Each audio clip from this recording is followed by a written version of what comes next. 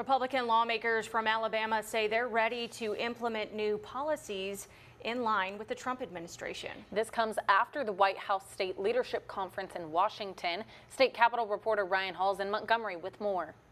State lawmakers tell me connections are key when it comes to policymaking, even with officials in Washington, D.C.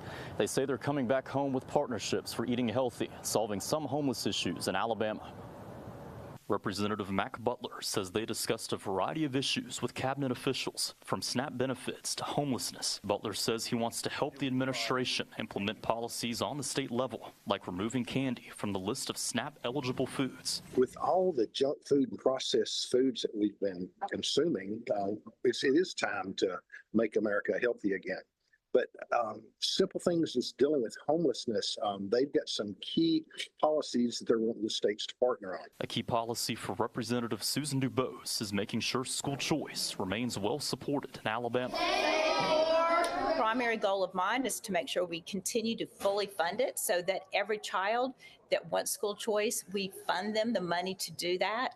That's going to be especially important in 2 more years when we go to universal school choice. But Representative Curtis Travis says these policies can be harmful to some Alabamians. We got to be independent of it. Say, this is Alabama.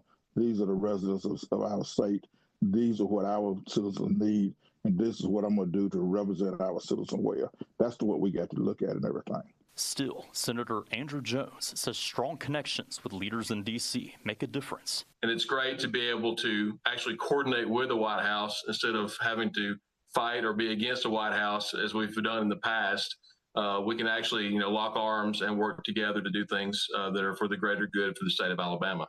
Butler says having connections in D.C. allows him to better serve his district. He says the goal is to make Alabama safer, more productive, and improve the quality of life.